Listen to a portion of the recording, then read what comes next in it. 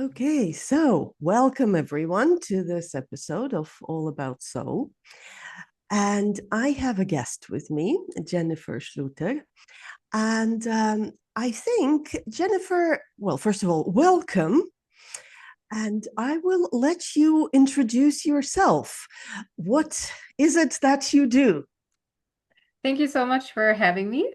So, my name is Jennifer Schlueter, and I am originally from Germany, but then I studied in Los Angeles. I spent some time there, and I also got a job.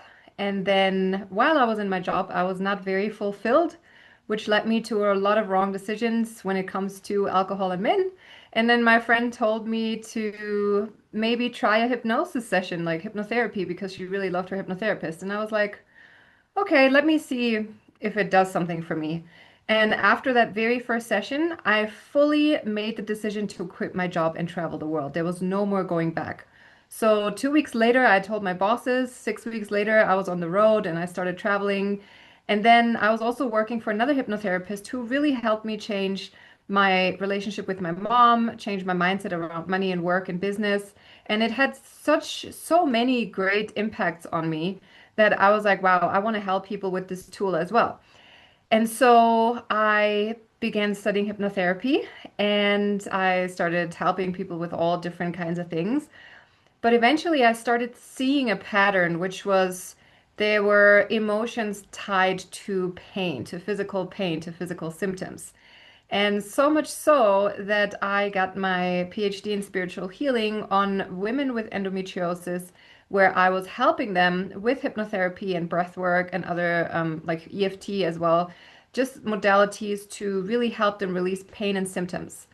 And one of my clients I've actually helped from a 10 to a 0 even, like no more Wow. pain. It's absolutely Wow. incredible. So that's what I do now. So you're working with women, endometriosis, and spiritual healing of pain patterns, let's say. Yes. Wow. I mean, this is, yeah. And I think the majority of the listeners here on this podcast are women as well. So we are right on.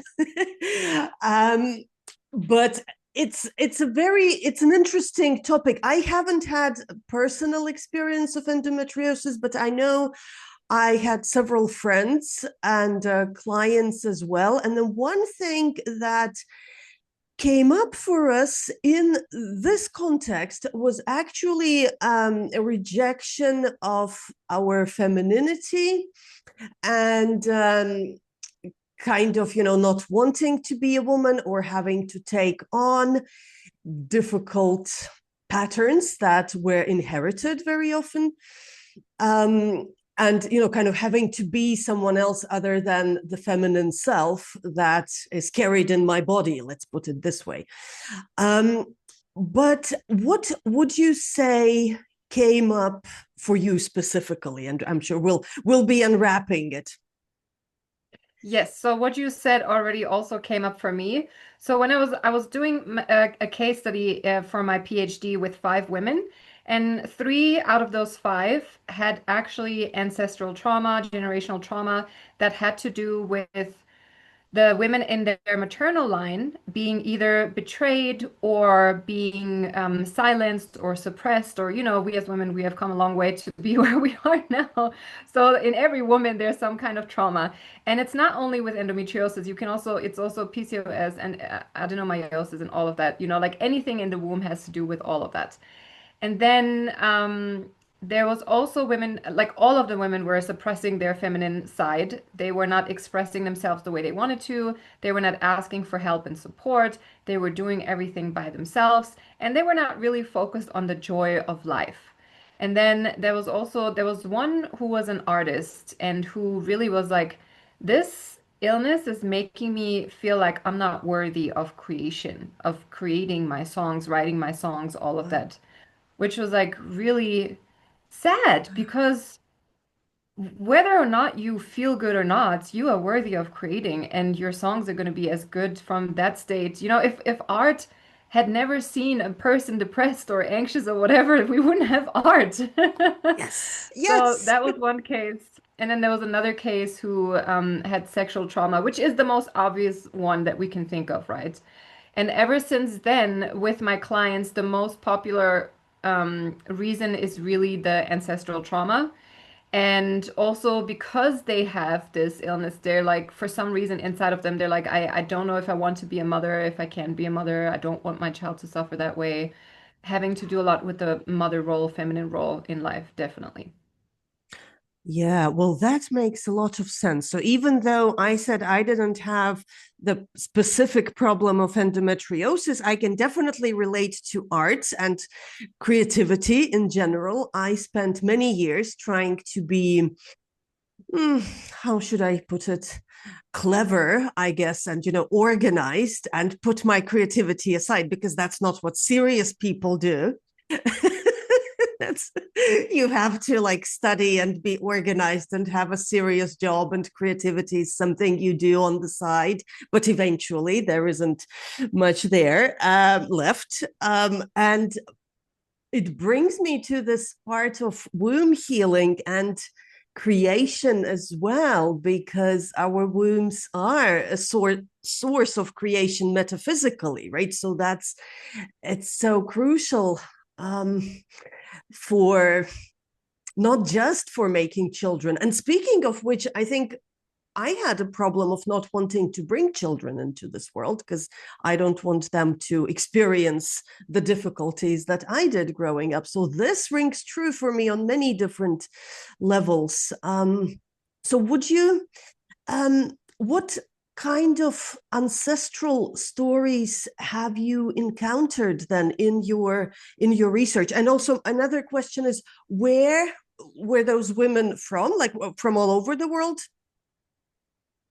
Yeah, so those women were from all over the world because I found them on Facebook, and even now they're all also from all over the world. They're of any religion. I had Muslims, I had people who were not believing in anything. I've had people who really believed in something. So there was the very first woman I remember who had a mother who was really neglectful, and I'm not sure if she was an alcoholic, but there was a lot of problems in the house, just like a lot of frustration, anger, all of that. Then the story that really stands out in my mind is there was a woman who came to me who, let's backtrack. In September, the year before last, I was watching a series on Netflix called Another Self, which is a series on the Turkish-Greek genocide, but also on family constellations and how the therapy works to improve your physical symptoms as well. In this Yes. in the series, it's about cancer. So I've never heard about that genocide before, the Greek-Turkish genocide, ever before watching the series. 2 months later, a woman comes to me, half Greek, half Turkish, and wants to work with me for on endometriosis. And then in the session that what we worked on was that her grandmother was in the wrong grave, so to say, because she was Oh, next to the person who had abused her in her life. So we literally had to move her from this grave to another grave, or her soul. We had to move her soul, which we were able to do. But that was something that was really that really stood out to me. And in most of the other sessions, it's like I feel pain, betrayal, anger, grief, but it wasn't as detailed as the session was. Because now we can move through it faster as well. We're like, okay, you have pain, you have anger. Why is that? Na na na, and then we move on. yeah. So, and just to clarify for the listeners, maybe who are not familiar with constellations and kind of this field work. So, when you say you had to move her grandmother from the grave, that was in the context of this realm, in that imaginal space in the journey where you asked the grandmother's, or where the grandmother's spirit moved into. You didn't actually go in and dig up the grave, right? Let's make this clear. No, we did not. Because you never know. Gotcha.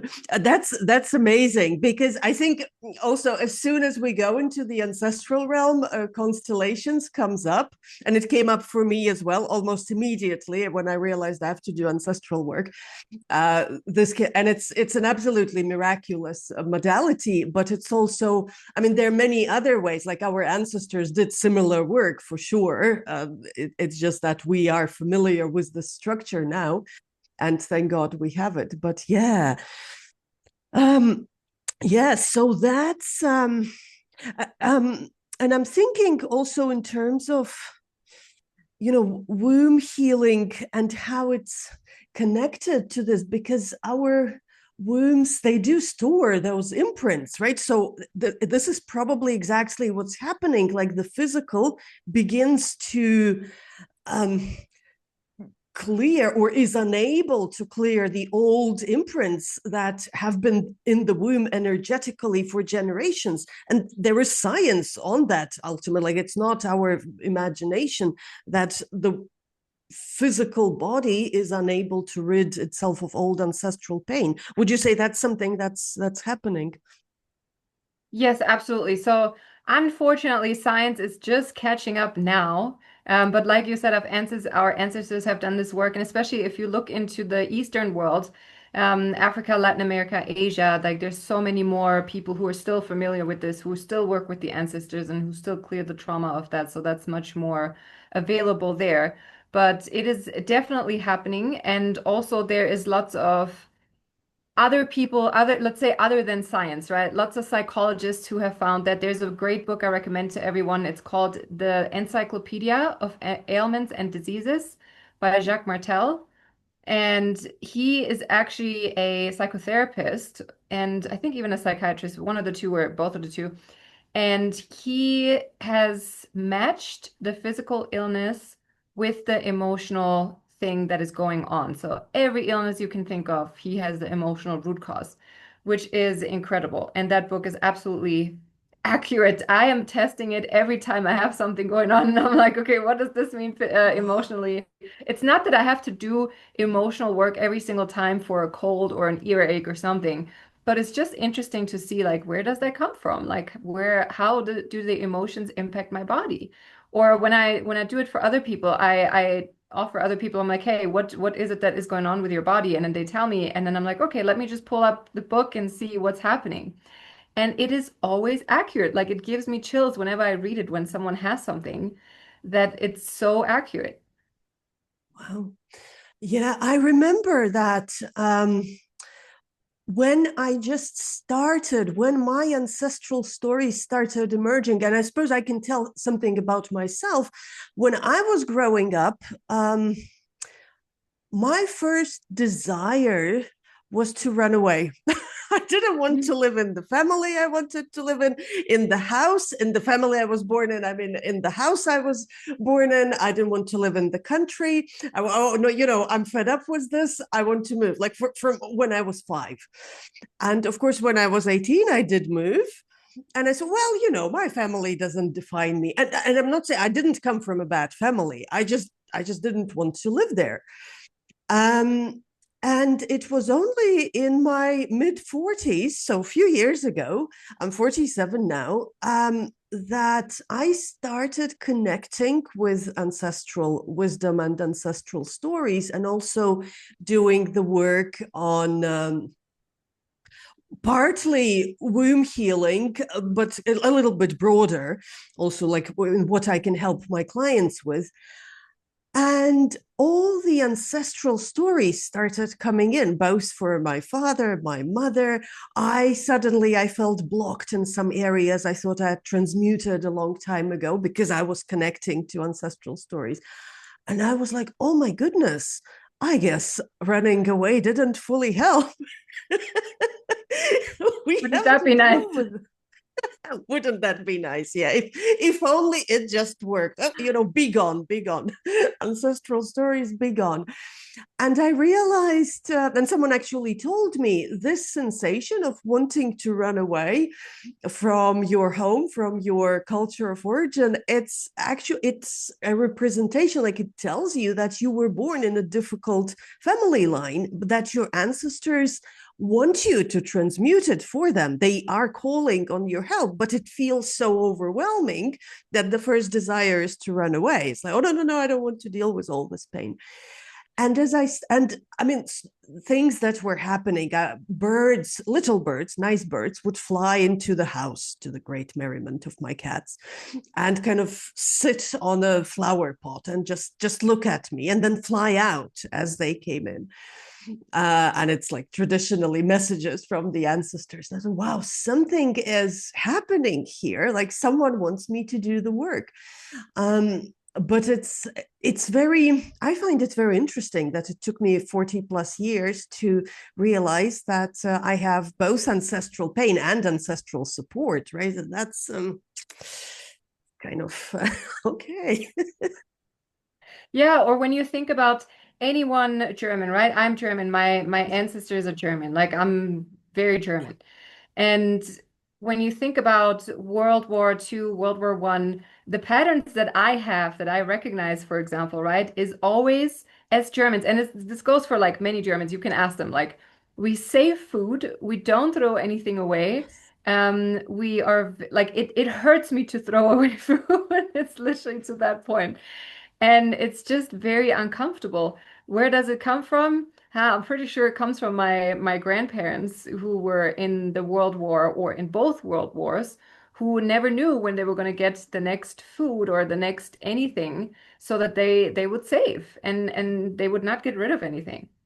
Yeah, yeah, we had it too. My father was saving all the glass jars, and he had like Mm. a collection of maybe 300 glass jars, because maybe you'll need them. And, Yeah. what can you do? Maybe you will. So, yeah. Well, so how can we begin to transform those patterns? What type of work do you do? I mean, we kind of opened up a little bit with the constellations, I think, and hypnotherapy as well. So how do we begin transforming? So I want to give people two options, right? There is the option to really start by yourself, working on this yourself to see some of the differences, which is the first thing that you can do is to connect with your womb. Talk to it. Take some time, meditate, put your hands on it, see how it feels, see what it's doing. Connect yourself with your cycle. Know when you are in which phase of your cycle, eat accordingly, work out accordingly, really connect to that, and then see what is maybe inflaming your womb, because endometriosis is an inflammatory disease, so make sure you know what is inflaming it or what is making it worse. The other thing is to, because we said the womb is the center of creation, and not only babies but also art. Art can mean you can write, you can draw, you can dance, you can sing, you can do whatever, you can garden. Gardening is an art, right? Whatever has to do with you expressing yourself, and to stop really the scrolling, stop consuming everything, and really just create something and just do something that comes from within, not only just consuming everything that is without, right? So these are two very important things. And then also to connect with your feminine energy is to simply ask for help and support. And to, because as women, we've been told to put ourselves last. We always put everyone else first. We always cater to everyone else and want to make sure that everyone is fine, but actually start pouring into yourself. Put that time on the calendar. Put the time where you care for yourself on the calendar. Go for it. Simple things. It's nothing hard. Go for a walk. Read a book, just whatever brings you joy, whatever makes you happy, whatever energizes you, so you can fill your cup, so you can give from an overflowing cup and a full cup. I'm sure you've heard this many of times, but to actually do this, start doing this, you will see already improvements. And then if you want to go the route where you are not alone anymore, where you want help, where you need help, where you want to look into that, you can look for a modality that works for you. Can be family constellations, can be hypnotherapy, can be breath work, can be EFT. but it needs to be a modality that really works with the body and the mind. Because like we said already, trauma is stored in the body.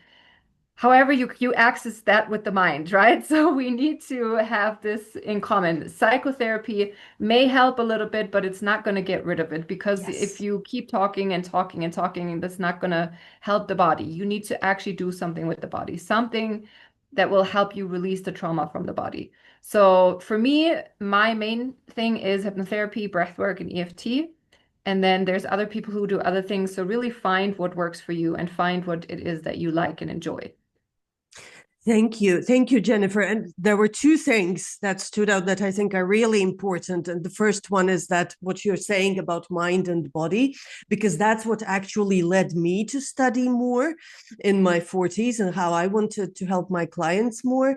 Because I started out with energy healing, and also a lot of people were coming for Akashic record readings. And that, surprisingly, can set people off into the mind. It's like because of our culture and our conditioning, I think a lot of us tend to think, oh, if I only got the right answer, then everything will be fine. And if only I could, and a lot were actually wanting also to disassociate from their body and also from their ancestors and from family stories. Yes, but at the soul level, I am this and this and that. I am a soul that came, and this is all true. Yes, you are a soul with a particular mission. For example, you are a soul that came in with a particular mission also to help people and heal those specific problems. That is all true, but in and of itself, it doesn't do anything. Like if I tell you, yes, you came with this mission, wonderful, but it's not embodied, it's not in the body. So when this dawned on me, I thought, okay, this is great, but I have to do something that is actually needed, because talking is great, but we need to do the work. And energy work was helping somewhat, but then I also found those somatic journeys, as I call them, where we do go into the body and actually talk to the body. And I remember both for me and for people I was working with, it was like, oh, but can you just heal it for me? Oh, and I was like, well, but how can I fix you? If you don't know your stories. So it's interesting. I found this paradigm is so prevalent that if we could only have the right answer, if we could only talk it out, if we could only understand it with the mind, then it will be great. And it's not. So so that part, I second, that was like my both hands and both legs and everything Your else. full body was like, yes. My full body says yes, yes, yes. We need to talk to our body. um Anything, right? The womb or whatever, my back hurts, for example. Well, what does it want to say, right? How does it feel?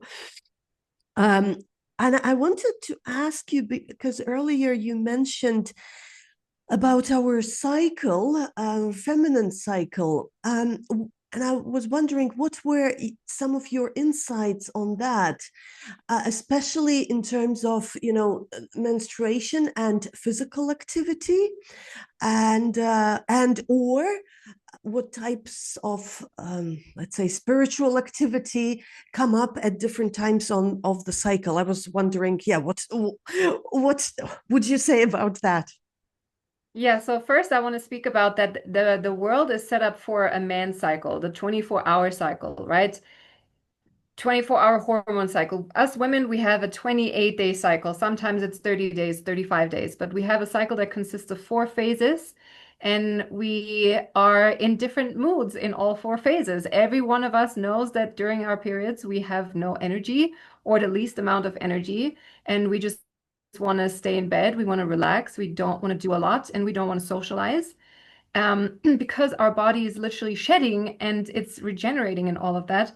So the activities when it comes to exercise, they should not be too hard. Like sometimes you can rest, of course, right? But if you want to move your body, because that also helps, go easy on yourself. Walk or do some yin yoga or do some stretchings or mobility, flexibility, whatever is not like a cardio workout, right? But a lot of trainers in the gym will not know that.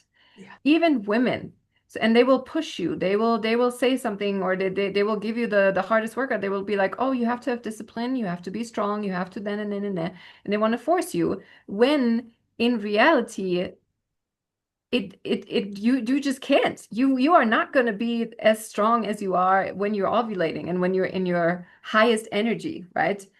And also with the food, when you are eating, we all have cravings before, or most of us, right? We have cravings before our periods. Yeah. Yeah. And then there is cravings for something, but there's also something like, what does the craving actually mean?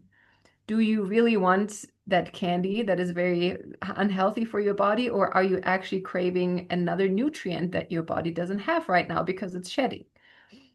So really watch that and be aware of that or become aware of that. And then when you are in your after your period, right, your energy starts going up again until you're ovulating and then it starts going down again. So the when we start to work with that in our work lives, in our exercise, in our nutrition, in our social life even, then our lives become much easier. So some women also push through because they've just learned to push through. They've learned to push through their period, through their luteal phase, through just everything. And they're just like, ah, I'm strong, I can do this or whatever, right? Mhm. Mhm. But uh, when you actually allow yourself to just rest on those 1 or 2 days where it's really heavy, you will feel so much better. Yeah. Does it affect endometriosis? Would you say, like, does it, and other womb issues, perhaps, kind of this energy of pushing through? Um, and 100% because yeah. pushing through is a masculine trait. It's not a feminine trait, like the feminine energy. It's a masculine energy trait. It's to push through and to do. And the feminine energy trait is to rest and to relax and to flow rather, right? The flow. Interestingly enough. Interesting. So pushing through is something that as women we are not meant to be doing when we're on our periods. We're meant to be resting and receiving support, receiving help, receiving care, receiving insights and downloads. And it's a time for simply allowing us to rest and receive and relax. Yeah. Yeah. So it's a very yin stage. It's And like, also, I don't want to say I'm perfect with this, right? I have my I'm definitely not perfect with this. But the more we try and the more we plan and more we put it on our calendars, the better we will feel. absolutely. Yes. Yes, I agree with that.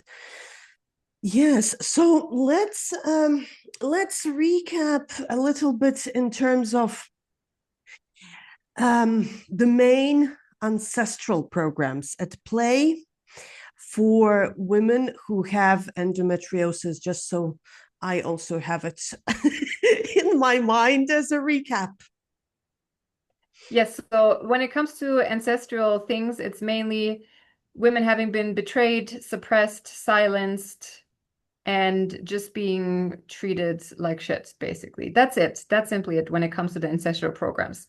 Another thing is sexual trauma. That's the obvious one. And another thing is a disconnect from the feminine energy and mainly creating, expressing, and not people pleasing or being afraid of expressing oneself. Yeah. Yeah, and it obviously expresses in different ways for everyone. Would you say endometriosis is a way of womb beginning to talk to you directly about these things? 100%. Like every single pain or symptom in our body is a message. It's something like your body's not fighting you. It's just saying like, "Hey, I'm tired of this. Like, hey, you need to look at this and please Mm. help me. Like, help me fix this or help us fix this." And also what I want to mention that whatever comes up for you, whether it's something ancestral, whether it's sexual trauma, whether it's something else, right? Because you said there's people who come to you who say, "Could you release this for me?" Mhm. Your womb is speaking to you because you need the message. It's not speaking to Inga or to Jenny because your womb is not speaking to us to receive the message. It's Yes, speaking to you. yes.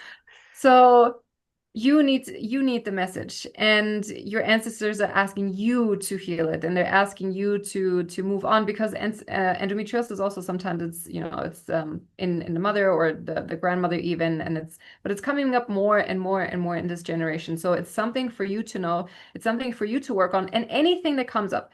Trauma, ancestral trauma, generational trauma, sexual trauma, whatever it is, right? Anything that comes up, your body and your mind are speaking for you so you can heal yourself and so you can thrive. No body is speaking to you because it wants you to get worse. Your No. body is simply asking for your attention so you can get better, so you can heal it. It's not asking you or fighting you or punishing you or anything like that. No. It's simply asking you to look at whatever is going on beneath the symptoms and the pain. Yeah. Yeah, and I think that may be another program a lot of us are sitting with, is that, oh, somehow, the why is this happening to me program. Oh, Mm. somehow it's probably my bad karma, right? It's like I must have Mhm. done something and now it's punishing me. And now, oh my gosh, the gods of Mhm. fate are punishing me, but it's just the body talking. Yeah. Yeah. Yeah. And there is one thing you mentioned that I didn't think about before, is that it repeats in the ancestry. It's this, let's say, the endometriosis and other recurring issues. So, and I agree, now those heavy ancestral programs are probably coming up more than ever because it's Mhm. pressing to heal, and also because the world has become very fast to hold that feminine energy properly, I think. So we need to change.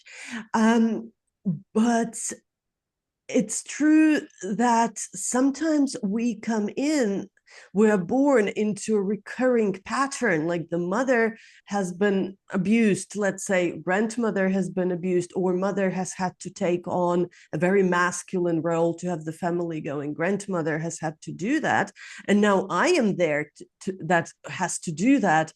And it, it's I suppose it becomes more difficult to transmute that, or I how would wouldn't you say it say? becomes more difficult to transmute that. I would say it takes your attention to transmute it, but I don't want to put any beliefs of more difficult into anyone to transmute it because that's just a belief like that that's becoming Mm-hmm. more difficult. I think it's becoming more present and more, like you said, it's becoming more prevalent. A lot more women are dealing with it, and a lot more women are have the privilege to listen to what's going on in their bodies. Yes. Because if you have to work every single day, all the time, like our grandparents had, our parents had, when they didn't have as much time also to take care of, mental health. Mental health is something where nobody was taking care of that as much. When you have the privilege to actually sit down and listen and see what your body is saying and see what your ancestors are saying, it's a privilege, and that's meant for you to be dealing with, right? Yeah, it is a privilege. Yes, it is. It is a privilege to heal, and yes, and I think by saying these words, we are actually rewriting all of these programs in the body. Oh, this is happening to me. I have to. Because that's what it used to come up for me very often. Oh, healing will never end. Oh, there's more coming up. Oh, it's but in reality it is a great privilege, and we are more privileged than, for example, I am more privileged than my mother and my grandmother, for sure, because I have time to Yes, sit with these things yes, and the I agree. knowledge. Yeah, I agree. And then on the flip side, right, it's also about, even though now we have that privilege and now we can look into all of this and we can heal all of this, also at the same time look at, okay, I'm already I'm already worthy of anything that I want. And I don't necessarily have to heal everything to get something, but I get to heal while I'm on the way, while I'm enjoying life, while I'm doing things, while I'm manifesting things. I get to. And I get to do it at the same time rather than I have to heal this before I can do na na na na na, which is not true. Yeah. Yeah, no, and it's then it really never ends. Yeah, because the Yeah, have tos. it really never ends. Yes, yes, I get to rather than I have to. I agree. Um, do you believe we also heal it for our ancestors in this magical non-linear way? 100%. 100,000%. Like every ancestor that I come across in hypnotherapy with my clients is like thanking us, crying, is like is happy, like you definitely they get to heal as well. One, yes. Even the people that are still living, like our mothers, our fathers, you can see when you start healing, when you start taking care of yourself physically and mentally, you inspire others. They look at you and then they change as well. Or when I started healing, like, suddenly my mom started looking at herself, and then we together started healing our relationship, and it became better as well. So once you start, it's a ripple effect to the people around you. Yeah, yeah, absolutely. Yes, without talking to them. And again, I'm thinking about, well, it doesn't come from the mind, coming into my mother's house and saying, you know what, I found out this about you. Now you have to heal. Right. Well, probably not going to talk to my mother for a long time. Rather than as opposed to me doing the work, and they feel it. It's miraculous. Other people, they do feel it, and they're motivated to change without even like conscious interaction. Yeah. Yeah, wow. Well, Jennifer, so for our listeners who want to connect further with you and explore your work, how can they find you if you want to be found?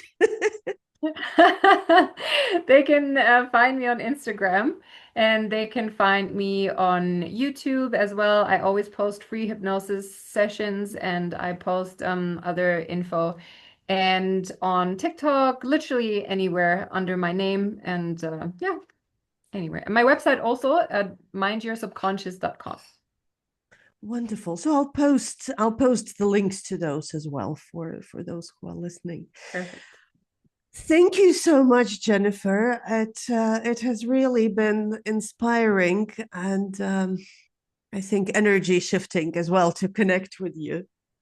It's been such a pleasure, and thank you so much for the work that you do as well and for your podcast. Thank you. Thank you.